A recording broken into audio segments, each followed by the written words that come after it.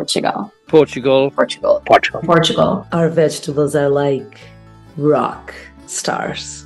Literally, Portugal is a small Disneyland for grown-ups. You know, I think that Portugal is like my geographic soulmate. It's hard to explain what it is because it's a feeling. And when I went there, I absolutely fell in love with Portugal. I want you to feel the crunchiness. Portugal, the Simple Life Podcast. Portugal, the Simple Life Podcast. And we're here on his podcast, Portugal Simple Life. Portugal, the Simple Life Podcast, your insider's perspective into Portugal. And our latest episode starts right now.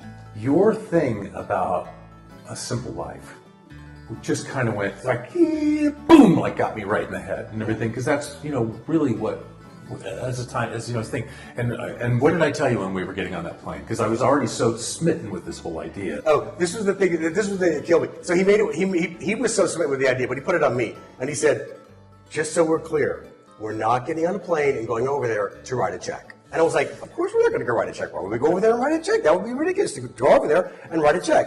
And what did we do? We went over there. We wrote a check. We actually came with Dylan. This was just a hillside with a few stakes. This guy. Welcome back, or welcome to another episode of Portugal, the Simple Life. And I'm really excited, honored, delighted to be joined here by Ron and Mike. Same here. Thank you for being on the podcast. Oh, guys. Thank you for having us. Thanks for having us. It's been a minute since we've seen you, so this is great. Exactly. It is a great reunion. It's a good reunion. And it's been a fantastic journey from beginning to end. I mean, Wonderful. And we just got here. Yeah, so to start off, tell us where we are. We are in Famalicão de Nazaré, which is a small village between São Martinho de Porto and Nazaré. The pronunciation, you got it already? And we're trying. I butcher some things, but I'm doing all right in some of those things. I still butcher things, don't worry. It's okay. And we're in your new home. This beautiful new home. house. Yeah, in Costa Salgado, this is our unit, which we picked when it was dirt, and we, 3 years ago almost, when we first met you. Yeah. We're 4 minutes from the beach, which we've sampled all the beaches now. So wonderful. We'll get into all of that. Start off by telling us a bit about yourselves. Well, you first. Okay, I'll go first. So I'm originally from Austin, Texas. I'm one of 8 kids, and graduated UT, moved to Los Angeles, and started my career there because I knew Texas at the time didn't have, or Austin, the type of design I wanted to do. So architecture design in Los Angeles, slowly worked my way in and got with a great firm. And that's where I met Mike, was in Los Angeles. And we were together for 10 years, buying properties, flipping properties, doing other things. And then when we decided to have kids, adopt our children. Well, I'm going to stop him. Okay. He did really fancy people's homes. He did like really famous people's homes. Really famous people's homes. Are you allowed to name drop? Are you allowed to? He's not. He's not. Are you allowed? He signed an NDA. You can if you want. Yeah, no, people like Jim Carrey and Bruce Springsteen and things like that. And Steven Spielberg. Yeah. So that was where I cut my teeth. And then after we adopted our kids, we realized that LA wasn't, we loved LA for lots of other reasons and for our careers, but we decided we wanted to move back to Texas. Mike's also from Texas, from Houston, to be closer to our families and to raise them with their cousins, and so they all get to know each other, since I love having a big family. And so we did that, and I thought, well, my career will just change, my trajectory. I'll just do smaller projects. And my first project was a 16,000 square foot residence on Lake Travis. So it was like, clearly the universe was like, no, you're going to be fine. You're going to keep doing this. So, and then getting to retire here in this location, in this house, in this beautiful development, I'm thrilled. So, and our kids are there. Daughter's been here and her fiance have been here. Son is coming in Christmas. So we're not going to move them, but if they came and said, oh, hey, maybe we want to, we'd see. Let's see what happens. So that's me. Trying to broaden there. They both spoke Portuguese as children. Well, they actually understood Portuguese because they had a Brazilian nanny who was from Sao Paulo, and so they, she used to speak Portuguese to them exclusively, and they responded in English. But they've lost it all. So we'll see. We'll see if it's back in there. Yeah, it's going to be. Now, what about you? Yeah. So my name is Michael Conway. I'm originally from Texas. I moved out to California very early, so I went to college there and was an art major, and had a career in art. Then had a little weird sideline as an actor. Seinfeld, one of the original. I was going to say Seinfeld, one of the original villains, Ray, who stole the statue. Him. I've seen it.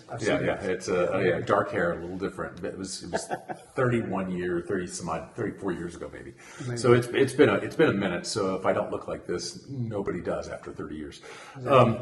But it was we had an incredible life in Los Angeles, and we lived in Laurel Canyon, and again, when Ron said we adopted some children and realized that they had a great elementary school, and then they were going to have to go to Hooker High School, which is Hollywood High School. Anyone in Los Angeles, you know what I mean. Sorry, Hollywood, but yes. Sorry. Because when I moved there, it was just shoulder-to-shoulder hookers in front of the high school, which is not where we were. So the real name is not Hooker High School? No, it's not Hooker High School. No, you would think it would be. But it is Hollywood High School, and for those of you who lived through the 80s, you know exactly what I'm talking about. It's a rough neighborhood. Okay. So, that was their natural high school. And so we need to get out of there. We went back to our families, especially after 9/11. We wanted to be closer to family, and so we both saw the ends of our parents' lives and our mothers' lives, and really got to spend some valuable time raising our children in a really wonderful environment, and then they grew up and they left. And how dare they? I know. And so we had this really. It was it's been an interesting sort of chapter. This sort of like first chapter growing up, chapter as a career, and then chapter as a parent and a child to aging parents. And this next chapter kind of opened up to us, and it started. For me, I started thinking about it in 2016. Okay. Is when the sort of like bing, possibly. And can I just say for the record, I thought he was completely kidding. I knew that Trump was in office, and I thought, okay, he's just reacting to all this. But clearly, he was like manifesting and really doing a lot of research. Yeah. Just if I remember correctly, from when we first met, you guys were one of the first marriages to take place when.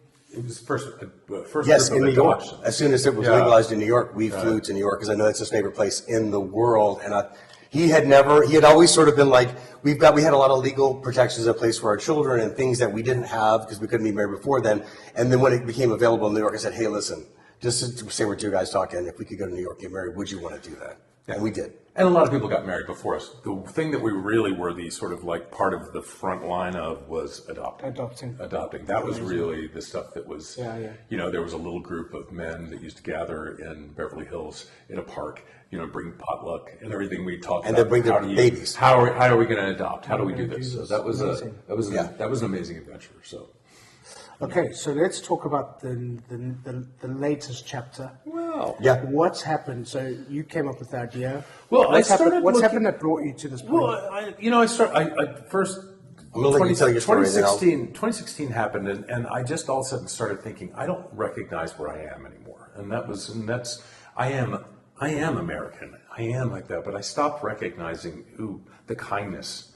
It started becoming so divisive, and I thought I wanted to open my mind up a little bit more to the world, because in the United States we are so isolated. We really are. We only see things from our point of view. We only speak English usually. It's like that. And it really was. I subscribed to a expats magazine. Gotcha. Countries that came up: Costa Rica, Panama. Yeah. I thought mosquitoes, because the mosquitoes love me. So, and then Portugal, and I thought, I speak Portuguese. I don't. Let me just tell you, I don't speak Portuguese. My best friend from college was from Rio de Janeiro, and so he taught me, how to cuss and how to say certain things in Portuguese. Yeah, I learned the bad words when I first came. Exactly. It's you have to in a foreign language. Give me the dirty words. So I came here and I was like going, "Bom dia, como va você?" And the people were like going, "Slow down, no, that's Brazilian." So, first of all, no. Yeah, no. They were like, "We'll speak English," and so so I've learned how to say "bom dia." Yeah, if you were still speaking Brazilian, you'd be calling me Dylan. Exactly. And so, and I love the way Brazilians speak. So it's it's like poetry sometimes. It's like music. Yeah, it is. So, but I'm going to jump in real quick. So that was 2016. So in 2022, my 60th birthday was starting to come up, and it was weird because I had never thought about I love design and architecture so much, and I really enjoyed my clients, and they love to spend money, and you could design some really beautiful things. And I thought I'd just be doing it for a long time. And I finally got the bug, like maybe I do want to retire. And so I one day I said, okay, Mike, so I know you've been kind of researching. What have you discovered? Because I think I might finally want to retire. And he's like, finally, so as he started explaining to me that he researched these different countries, he said, Portugal. And I said, well, I don't know much about Portugal. So we started doing a little bit of work. And I said, well, why don't we go visit? We planned a 10-day trip to come visit. It's my first time in the EU, So which is crazy. 2022. It was my second time. He'd been there once for business. And so we decided 10 days and rented a car. And I said, let's just drive as much of the country as we can and see if we vibe with it, see what our heart says about it. Because Mike and I have always been pretty much aligned, and I felt like we were being aligned on this. And we wanted to make sure that the country, the energy we got here, would align with us as well. So we flew into Lisbon, stayed a couple of days. I had done some research online and found Dylan and Portugal Realty because they were doing some modern architecture, which I'm a huge fan of. And I loved the product that they were doing. Had seen a couple of developments, and there was a new one starting. We had watched the 100-foot wave. So Nazaré was on my radar. So that was a big draw for me. So we set up an appointment with Dylan while we were here. And let me just say something. This guy, even when we were in the U.S., this guy had already sold us on this dream. And honestly, I was just like, your thing about a simple life just kind of went like, boom, like got me right in the head and everything. Because that's, really what, thing.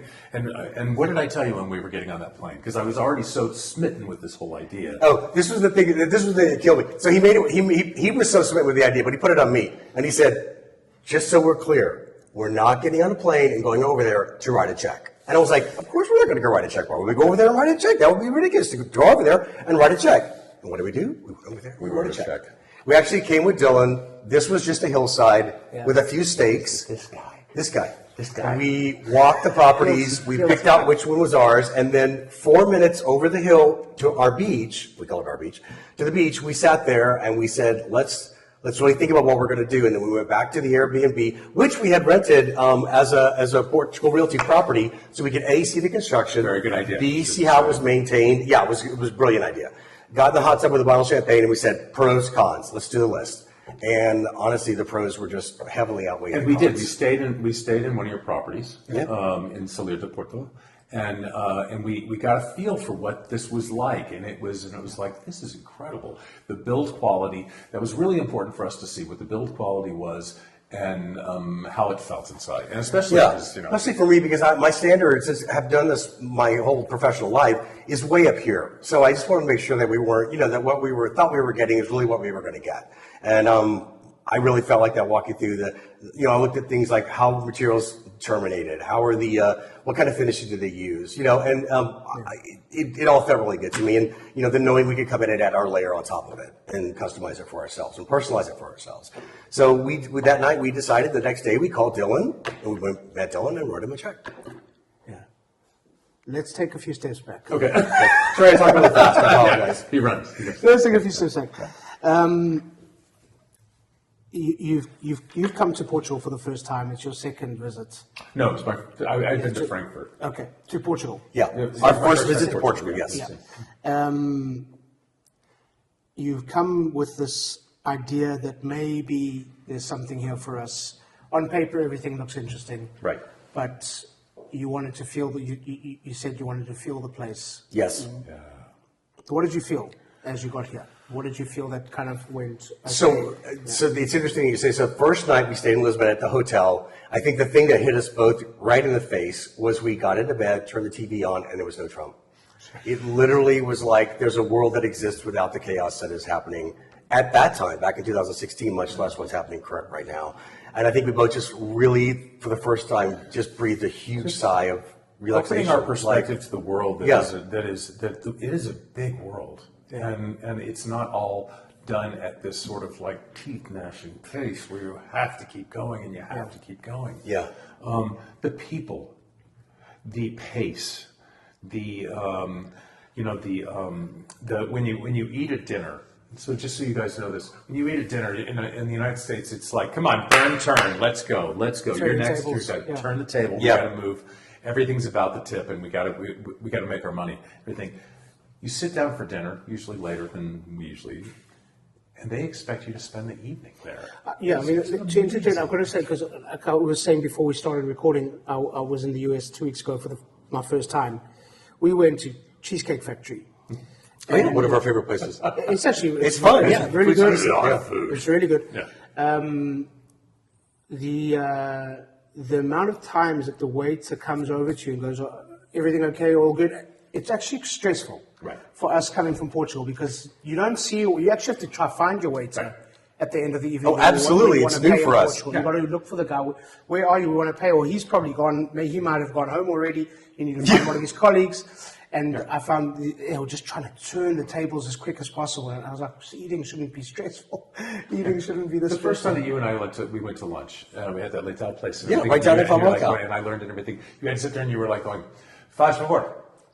You know. Yeah, you need to get the guy over to you. Yeah. So they're not in a rush for you to leave. Right. So I think what's interesting, and you were saying what appealed to you or what spoke to you. So we started in Lisbon. So that first night in the hotel, really completely relaxed. Opened the windows. We had an alley view right up to get the screen to the castle that's right there. And I remember thinking, are we holding? No, you can keep that. Okay. And I remember thinking, I can't believe that I'm in a place that has real castles. Again, being born some of my family asked, why do you want to move to Europe at this stage in your life? And I was like, I was born here. I don't have to die here. The world's a big place. Why would I want to do that? Yeah. And as Mike mentioned before, we sort of felt like we had our first chapter to build careers. Second chapter was our family. And if not everyone makes it to where we are or makes it together, and then if you get the chance to write a third chapter and you really can create it for yourself, what does that mean? What does that look like? And we wanted it to mean something to us, and to feel like let's open the page and let's start writing in it. Let's get that third chapter going, whatever that means. And so we went from Lisbon, we went down to Cascais.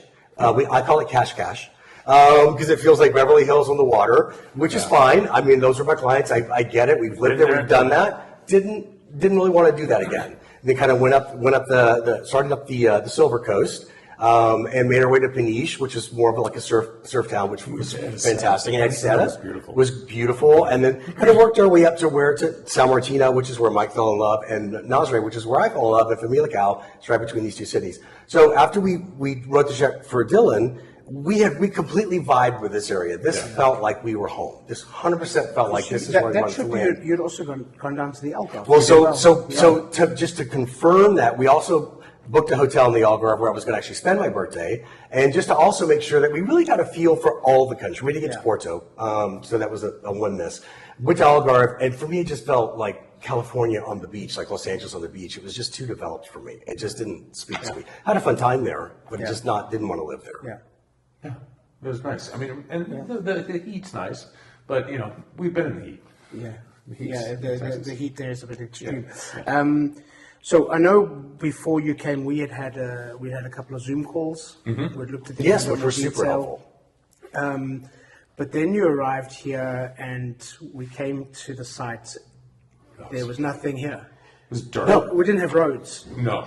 But let me say, we were climbing over. We were like Back to the Future. Where we going? We don't need roads. Well, exactly. And so, for someone like me, with the experience that I had, building hillside properties or everything, I'm used to seeing it's just a hill, but knowing what it could be. Yeah. So it wasn't hard for me to imagine it. What was hard for me to imagine was where exactly did I want the house to be sited. And so, luckily, I think there were only 2 other units sold, or 3.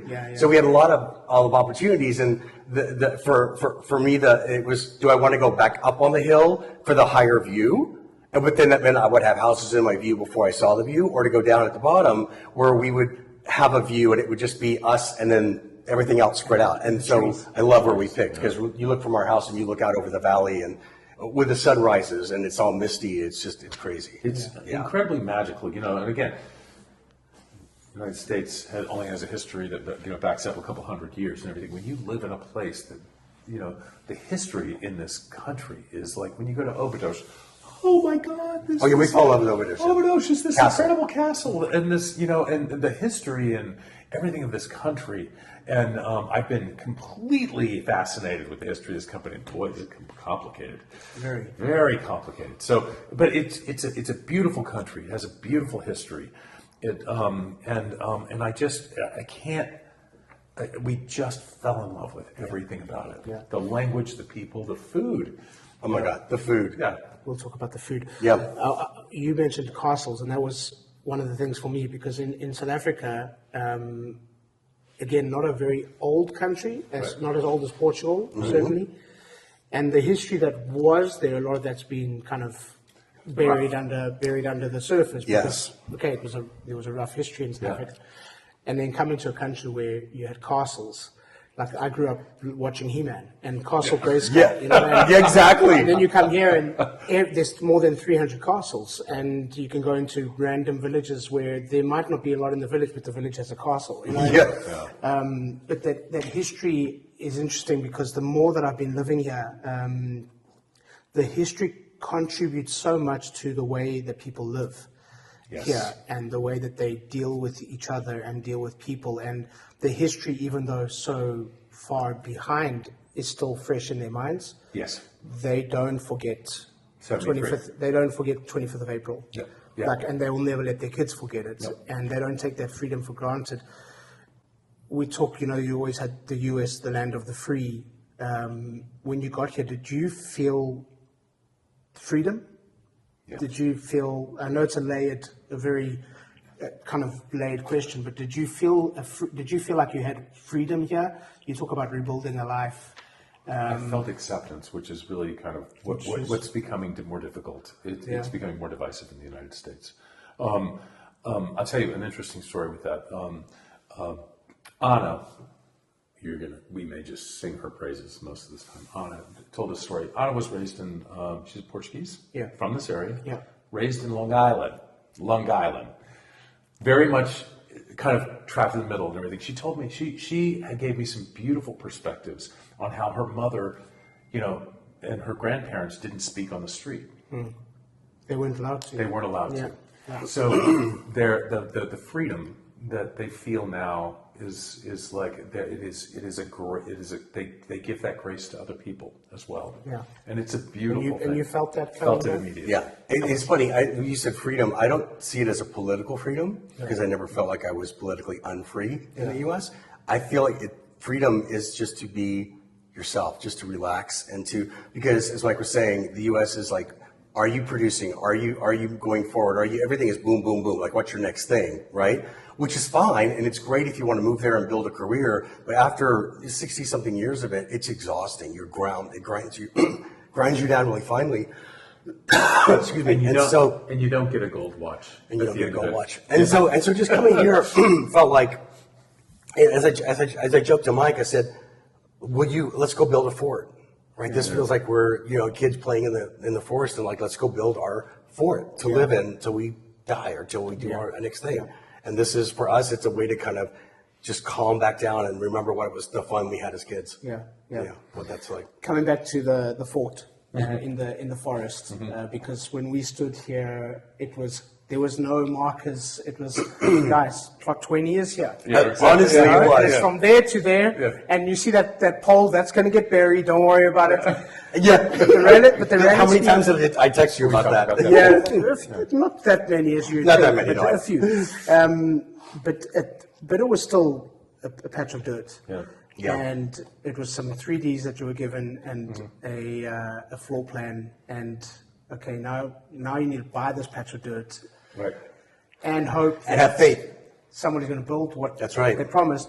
What made that decision easier for you? Firstly, in the moment, like, okay, we're going to put down some money here, but also while you had to wait for this dream to become a reality. So I think actually the fact that we did stay at one of your properties. Yeah. So that was. Yeah. I mean, that really did help. Yeah. A part of their company, SCH, manages properties, and they manage a lot of the properties that you've already built, and that was really so helpful to see what what this was like and everything, and what the end result was. So that gave me a lot of peace. And we sat there, we made those decisions in one of your properties. Yeah, so. and I will say, I did, and guys, it's real easy to find. They have a lot of their information is online. Go to YouTube. You can just see all the videos of all the different developments and the process, and they go back years and years, right? They've been doing this for a very long time, so it's very easy to see the progression of what the earlier units look like, and you can see that they make refinements along the way to get to the place that they are now. So, and Dylan also toured us through a couple of their developments that were not too far out that we could actually walk through, see completed units, see units under production, and it was very calming to me to go, okay, this is it's a machine, but it's a well-oiled machine, and there's a product that they build, and they deliver this quality and this timeliness of this type of product. And so that was a big, like I was able to go, okay, that was the sigh of relief for me. Yeah, I mean, was it a benefit that you were dealing with a group where all of those steps are kind of catered for 100%. along the way? 100%. Did that give you peace of mind? Well, we did a lot of research and listening to other people and talking about the cameras and the sort of difficulty of getting, things done in Portugal. It's and the bureaucracy, which there is. Yeah. It is challenging, and you really need to have somebody on the inside. We could never have built a house here without, I have a hard enough time getting my electric bill in Portuguese and trying to figure out what am I supposed to do and how am I supposed to pay this. Yeah. I can't imagine dealing with the bureaucracy. And there is, and the reason Portugal is as beautiful as it is because of that bureaucracy. They are not letting people build randomly, crazy, without codes and without, sort of like. Well, they did in the Algarve. They did in the Algarve. They learned some lessons in the Algarve that they're not repeating here, which is also why we want. I can see that also having happened in Spain. And it was Spain is right. But they're being very thoughtful about their growth, and I can't. I can't imagine doing this on our own. And the fact that you guys had such a complete sort of like, beginning to end. Now, my mother, we originally had planned to rent this out. This was originally going to be a rental. Yes. And because I had no idea, my mom was 92, 91 at the time and everything, and I thought she's gonna outlive me. And unfortunately, she passed during this time. So it was actually, for the timing, it all worked out where we could actually retire and move. But it was great that you were able to find us a lawyer to help us with the legality of the loan process and navigating things that we wouldn't know. And then also the fact that you had a rental arm of the which was hugely beneficial for us. Right. We were planning on using that. And then your interior design services, even for someone like myself who I have this level. And what you do is beautiful, but Anna was able to help allow me to customize some pieces and really make it feel like it was my own. And I think that's one of the beautiful things that process that what you guys do is you do allow, even though the shell is consistent, which I do really love, that when you drive into our community, it feels like its own little neighborhood, and it's beautiful architecturally. It just makes my heart happy every time we turn in. Yeah. But they all look the same. But then when you get inside, everyone has done such a different job on how they furnish, and I really like that because you see the person inside. And I'm a huge fan of case study homes from the 50s and the mid-century in the United States. Mid-century modern. So and everything, and so this style of architecture. Those are not big houses. Those case study homes are. They were small. They're very small and everything. And these, it's very European sized and everything. But the angles, the beautiful sort of like kind of visual and walls of glass modernity, and of this was really very appealing to us. So, yeah, and I laughed. See the column that's behind us, the concrete column. And they said, "Well, you want us to plaster those?" And we stuck over them and paint them. I was like, "Absolutely not. You touch those, no."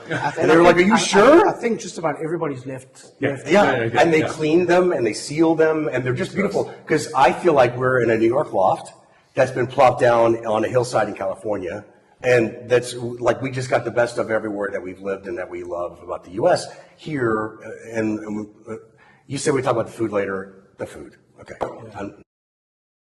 Between my job as a realtor at Portugal Realty and hosting this podcast, life is pretty busy. But lately I've been receiving so many messages from people that want to know more about buying property here on Portugal's Silver Coast that I've got to do something about it. So starting now, for subscribers only, I'm offering up a 30-minute session per day. That's 5 30-minute sessions for a one-on-one meeting to talk about buying property here on Portugal's beautiful Silver Coast. This is for subscribers only. So please subscribe to book your session and get in touch with us through the links below via WhatsApp or email to book your session today.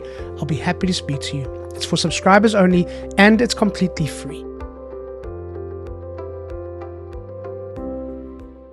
Yeah. Also, what I like about this, you can see it from the motorway. Have you ever driven? Yes. If you drive on the Yeah. A8, you can actually see it. Oh, yeah. It's a big block. But what I love about it is it doesn't stick out like, what the hell is that over there? You know, it's kind of blended into the mountain, you know, Yes. the stone finish. It's low density, it's low levels, it's only 2 levels.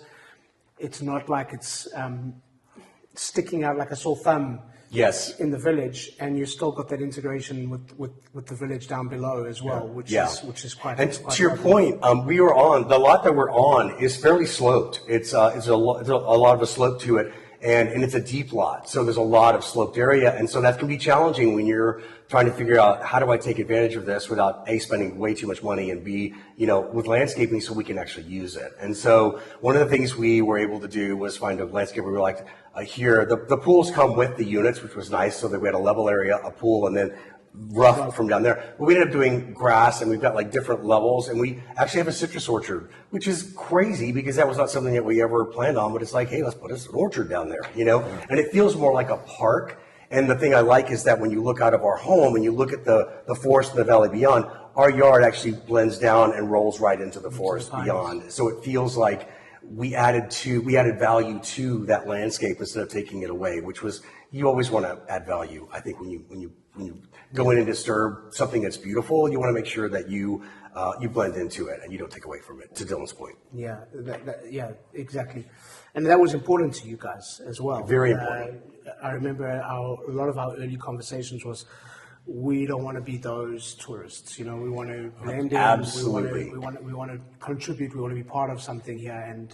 And yeah, you've got it. I'll say what you so eloquently didn't. We didn't want to be the ugly American, and I think we're hyper aware of that. And I think not apologizing for it, but like, thank you for letting us be here. I feel it's a huge privilege that we're allowed to own property in this gorgeous country, and I really do want to try to get back. Yeah.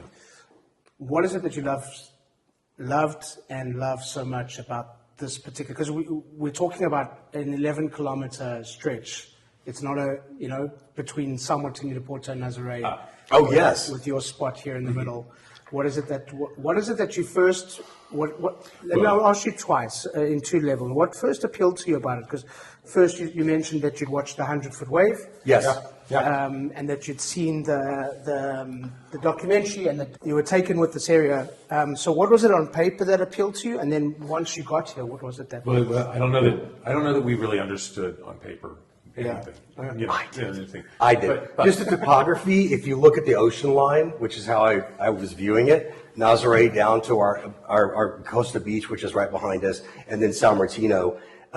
Knowing that ridge of mountains and having done so many hillside homes, I could imagine us being on that hillside, in the middle, just floating on that hillside with the small village down below us. Yeah. But as Mike is going to tell you, we didn't know. We didn't know. You don't smell the in air. terms of location, you can't feel it. You can't. So what happened was that I fell in love with, again, he said this already, I fell in love with São Martinho de Porto. And I thought the sleepiness, the size, of course, we came in October. It's very different a couple weeks ago. Yeah, it was. It was very different. Because São Martinho is where a lot of folks from Portugal do come to. All the families. They come, they bring their families to this beach. And so it was a little madness last week. But when we came here, it was a very sleepy little village. And then Nazaré was a little bit more snapping, a little bit more young, a little bit more, happening. He really responded to Nazaré. Yeah, I like the surf energy. And in retrospect, I don't know how we could have done.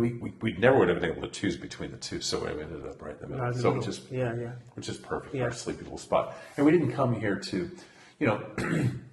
we love going to Caldas. We love going to a little bit more of a bustling city, but we've done it. We've been in bustling cities. We've been in boom towns. I grew up in a boom town. Austin became a boom town. Whenever the worst thing can ever happen to a place, and this is one of the things that scares me about Portugal. So nobody else move here, please.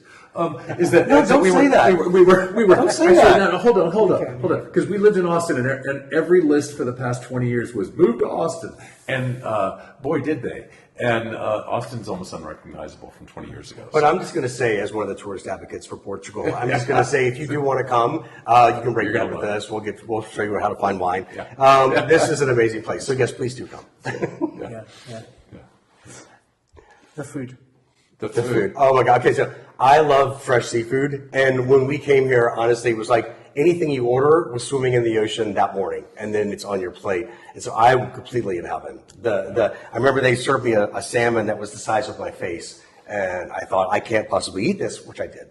So I'm thrilled. And the potatoes, the beef. And I'm from Texas. We're from Texas. Right. And we have great quality beef there. But I've never experienced, there's something so velvety about the beef, the way it's, I don't know if it's the way it's butchered, I don't know where it's the way it's raised.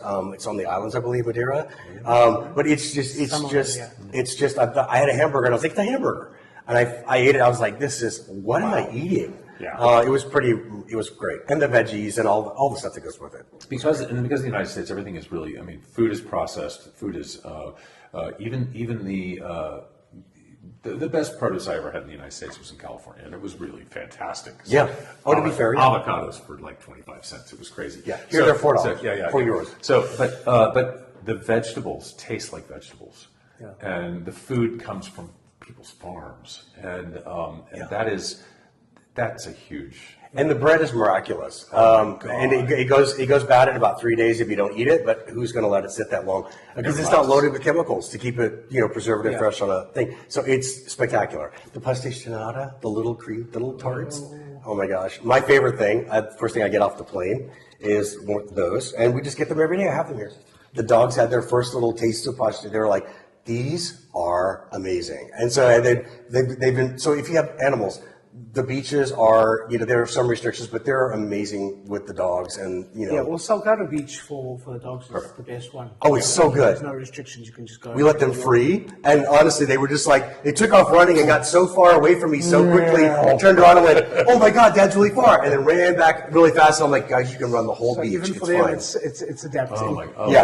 Yeah. Yeah, they had a little so much traumatized by getting over here, and then they adapted like a day. They were like, "I'm good." Yeah. This is the best. So don't worry about bringing your animals if you have animals, or kids. Your kids are going to love this place.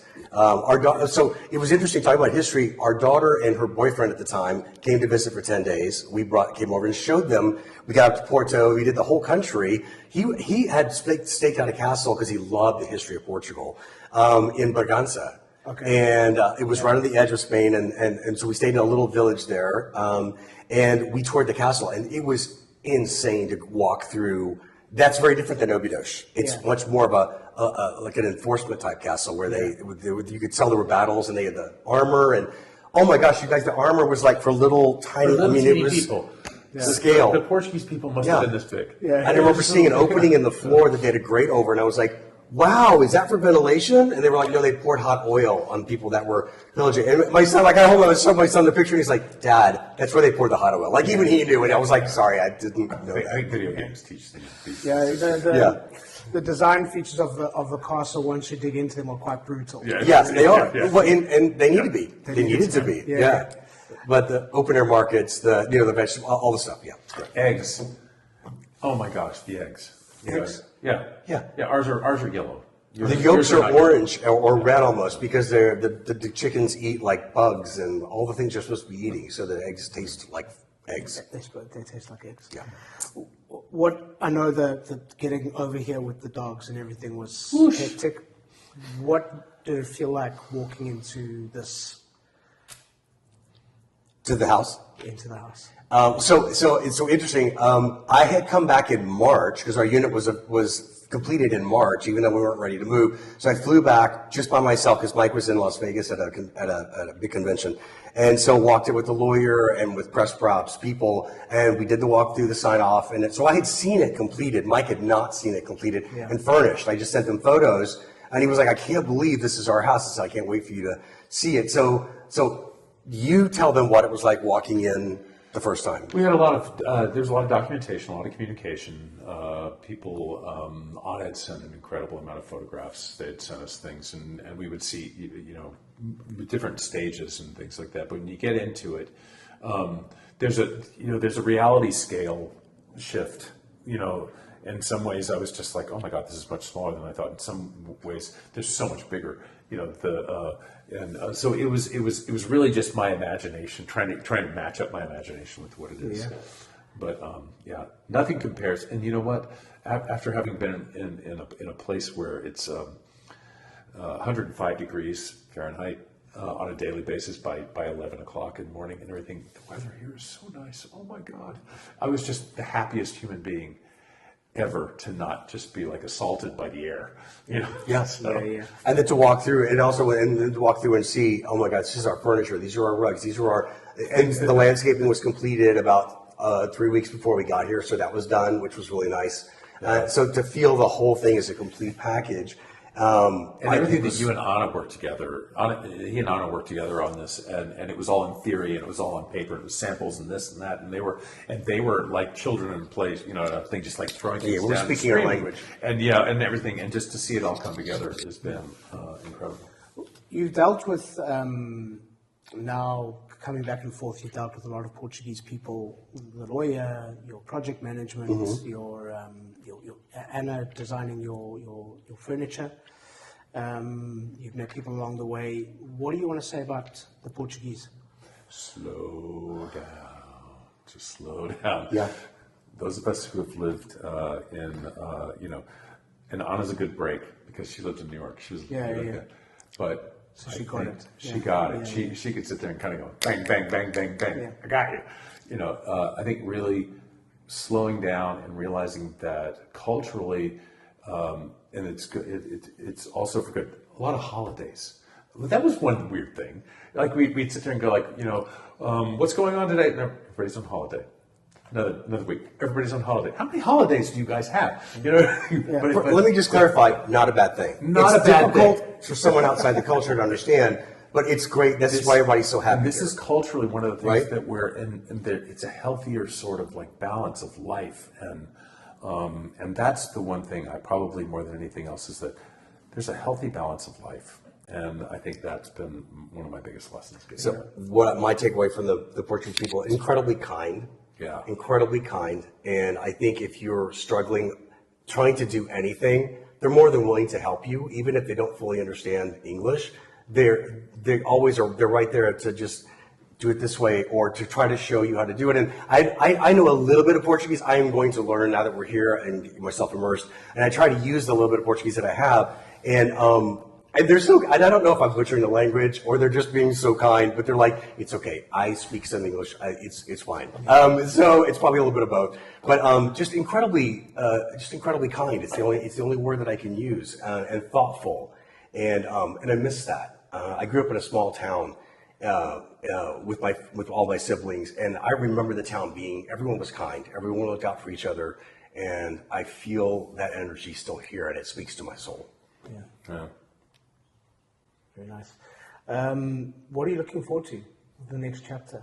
What are you looking forward to doing here, exploring? I want to learn to surf, not the 100-foot waves. I want to learn to surf maybe down in Peniche. I also want to learn to paddleboard, hopefully at Obidos Lagoon and down in Foz do Areia. That's the beach I'm loving the most, right? But I'm hoping we have 2 mini Aussies. I'm hoping that they will let me make them water dogs, and we'll see how that goes. But that would be really fun. That's what I'm looking forward to. And maybe taking up pottery or ceramics. And see more castles. And see more castles. I want to see the entire country. I want to do day trips. Yeah. That's my huge thing. You're right in the middle here. Yeah. It's the river beaches, which is to anyone, a river beach is like an inland stream of some types. What? Praia Fluvial. Yes. And I have an Instagram page that I follow, and they're constantly posting, and I'm like, yes. I just have a huge list of things I want to do. What do you want to do? First off, I just retired. I mean, literally weeks ago, and I'm trying to figure out whether I'm even mentally capable of doing that. So I'm still trying to figure out whether I'm feeling your way around. Also, just figuring out, my life has been a sort of a bunch of goals, and this is a new chapter. I don't know what it's going to be yet. Yeah. I've been, I was originally trained as a painter. And we are right next to Caldas Terreno, which has got one of the best art college in the country. And so I'm already sort of looking up. I want to I haven't done a life drawing class in 40 years. And so it's something that, when especially, and this is anything that you did as a passion when you're younger, and all of a sudden you start doing it as a career, all of a sudden the last thing you want to do on a weekend is draw. And it's been really interesting to sort of like think about reconnecting to what got me here. Yeah. And so what really was my passion originally before it became, you know, I'm designing this for this client, or I'm designing this for this product, and you know, everything, and it became sort of like the you know, the daily salt mines, when art became the salt mines. Yeah. Let's just jump on something that probably a lot of people want to know about: cost of living. How tricky, Tell me. Really tricky. Yeah. We find that first off, cost of living in so many ways is less. Considerable. Yeah. The So monthly we're talking about food. Restaurants. Yeah, restaurants. Utilities. Yeah. Utilities haven't really done enough cycles to really tell you. Yes, better. Insurance, medical insurance. So much better. You guys, I can't even believe we could have like a major event here and not go bankrupt. That's not going to lose your house. You're not going to lose your house if you get sick. And I've been sick, so you know, and we talked about that when That was one of the first things did that it. You and I talked first about Zoom call. We spoke about that. Yeah. talked about that. You went through a major medical thing, and I said you didn't lose your house, and like, you know, if you didn't have insurance. But do you remember what Dylan did? Dylan looked at me like, "What do you mean? Did you lose your house?" Like he couldn't even fathom the idea. The idea that, you know, you got cancer or had a massive heart attack or a stroke, or you know. And so you know, but things like. You know, all of a sudden you go in and you look for a little bottle of alcohol, which I'm used to being able to get, you know, thing of alcohol for 90 cents like this and everything, and it's like €3 and it's only this big. There's little things that are weird that you're just kind of like, well, I didn't expect that to be that expensive. So it's tricky. There's some things that you kind of you don't expect to be expensive, and they are, and you're like, sunscreen. You need sunscreen in Portugal. With you. I would say gas is expensive. Yes. You don't drive as much. In the U.S., everything is just spread out, and it's a cost of living thing. You just know you're going to spend it. We pre-plan for that. Our car's a hybrid, and so it should plug-in. So it gets about 40 kilometers of pure green, and then you're off to petrol. But luckily, our daily errands don't take us very far, so daily we should be using just green energy every day. And then when we have a long drive like Caldish, half of that probably will be gas, or down to Lisbon. You just know that that's going to be an expense, but by and large, it should be basically free, just the cost of the charge. Charging stations are everywhere, so that has been really nice. We got a flat tire fix. That those things happen. It was $10 to get the tire fixed, so that was wonderfully inexpensive. So I think that we're still getting our sea legs. In regard to all of that, but I think it's been a surprise in the best way. Things that we can't control are the exchange rates, and that's out of everyone's hands at the moment. But so we're navigating. It's in the hands of a few. It's all you can do. It's all you can do is really tricky. It's all you can do to navigate. So we've just got money sitting places, and so we just are watching what it's doing and waiting. One bit of advice that you would give to someone that's looking to do this, that's looking to do what you've done. Call Dylan. I would say do your research. Do lots of research.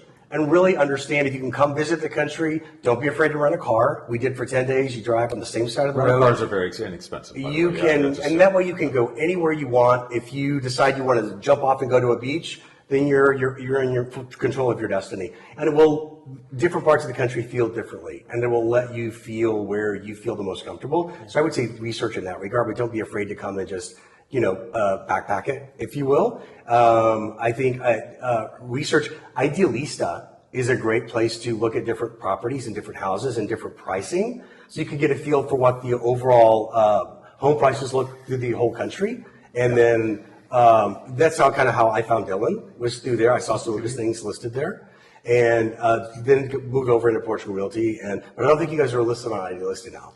I think you wrote your own thing. I think we are. You've got a couple of properties. But that was a really good. It's like Zillow in the U.S., but it's a really great way to. They don't have an MLS. They don't have an MLS system. So right. Idealista is your best. Is your closest thing to an MLS. So you can understand that, and then also just take stock in what you want to get out of it. Is it going to be a rental house for you? Well, then it may not be a big decision. Just find a place that you think you're going to get lots of rentals and buy it there. If it's for yourself, think about what is this next chapter going to look like for me, or and plan accordingly. Find a part of the country that makes sense for you. And as far as rentals go, and this could be something that you can probably give a bit more sort of like learned thing. There is a trend in the company in the country to move away from runaway Airbnbs. Yeah.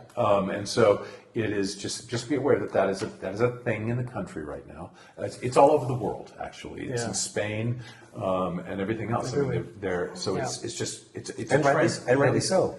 And there's a lot of changing attitudes about that sort of stuff. Well, you guys foresaw a lot of those potential issues in your research. You looked at a place that wasn't over touristic. You looked at a place, you guys wanted to be somewhere where Portuguese live. Yeah, absolutely. And that negates a lot of those potential issues, which is interesting. One more question, Ron and then Mike. Why does Portugal feel like home? Why does it feel like home?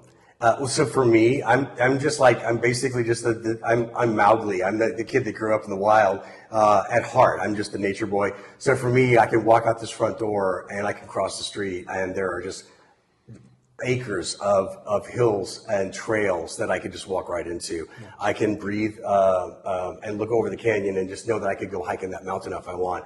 Literally 4 minutes over here, I can go to the beach and I feel the waves feel like they pull me back down. So for me, spiritually, I feel like there's an energy here that pulls me back down to the ground. And I feel like in my life, I needed that after years of just pushing and pushing and grinding and grinding. I wanted to feel connected again. And again, the people, I just think the people here are one of the most amazing cultures that I've had the opportunity to experience. So that helps me feel like it. Yeah, and the expats that we've met here are so like-minded. Yeah. And that's what, one of the things that we found is that we're fellow travelers. Fellow travelers. It's funny. It's like you're using, sort of like Ron dreams and adventures. When he tells me his dreams, he's like, It's an action movie. They're capes. In his dreams, he's wearing a cape and he's saving people. In my dreams, I'm dealing with stress and problem solving, everything. But here's the thing. Going back to even what I said before, sort of my dreams were on canvas, on a blank canvas. And I think that is where this next chapter is bringing me, is to sort of like, I have reinvented myself a number of times. I've whether I was an artist or whether I was an actor or whether I was, doing this and everything, and really getting to this new chapter, which is really a blank canvas for me, and that I am not unfamiliar with, and that is home. And so, and this is the most beautiful setting I could possibly ever think of. Yeah. And it's just serenity, beauty, and I just sit there and I just lay there and I just watch these clouds that are not very far from me. I mean, that's the thing. The first day I just laid on the ground and I just watched these clouds because we're right next to the ocean and they were just flying straight over me, and it was the most beautiful blank canvas I could possibly imagine. Amazing. So I'll tell you something funny. I said to Mike this morning, and he giggled. And it's just, yesterday I was out by the pool, and I had my towel, and the dogs were out. I had a cocktail, and was just at the pool. And I looked around, I thought, we've been here 2 weeks now. 2 weeks. And I said, I just keep feeling like someone's going to come knock at the door and go, okay, sir, thank you for staying. It's time to go back to your other life now. And I'm going to be like, no, I don't want to wake up from this. This is great. I'm good. Have you ever been at one of those sort of all-inclusive things, and they give you a little wristband, and you get the fancy one of the you get the black VIP everything, and then all of a sudden at the end of it they go cut, and it's over. And he said the funniest thing. He said, I feel like somebody's going to cut the band off.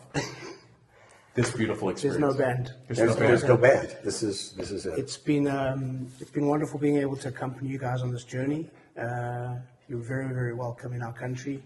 Thank you so much. And I look forward to being neighbors as well. Well, and I want to just, before we wrap this up, I just want to say something. You spoke to where I was. And you are so good at telling the story of what this is and what Portugal is. And I think it's because you're from another country as well. Yeah. You're from South Africa. And you are equally as sort of stunned by it. And those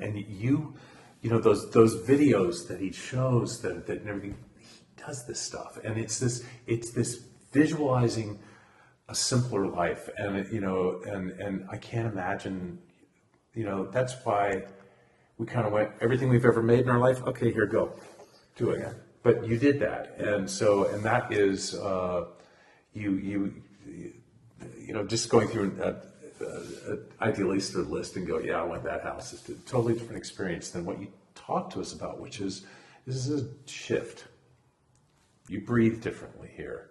You know, it's about what's on the other side of that hill in Salgado. It's about, you know, the food. It's about those ladies in those 7-layer dresses. That's good. You know? It's about it. There's a bigger story. Yeah. And you sold it. And can I just, so it's anyone who's thinking about doing this, researching all your things, don't feel overwhelmed if you get your toe in. There's going to be things you don't understand. There's going to be processes that you don't understand. Dylan has a great network of people that he can connect you to with regarding like lawyers or whatever it is you need, because it will be overwhelming if you decide to build one of these. It's a process because they do it correctly. And it can be when you're in the middle of it and you're 6,000 miles away, to feel like I don't understand what's going on, I'm stressing, I'm having a panic attack, whatever it is, you can reach out and they've got you, right? And they can explain to you whatever it is that you need and get you the information that you need, so that you go, okay, we're going to be fine. It's all going to be good, and pictures and photographs and things like that. So, yeah. The building process is still challenging. It's still challenging. Process, But if we're going back to the dream and what's delivered, it's quite, Yeah. Amazing. Yeah. Let's go have some lunch. Let's go. Yeah. That's a wrap. Hi, that's a wrap. Did we get to say it? Yeah, you said it. So thank you once again to our guests, and thank you to all of you for listening. Please subscribe, share with your friends, give us a thumbs up, and please leave a comment or a review. We always love to hear from you. Don't forget, Portugal The Simple Life also has a magazine, so download it. It's for free. We'll be back next week with a brand new episode, and as we say in Portugal, sejas bem-vindo. Welcome to The Simple Life.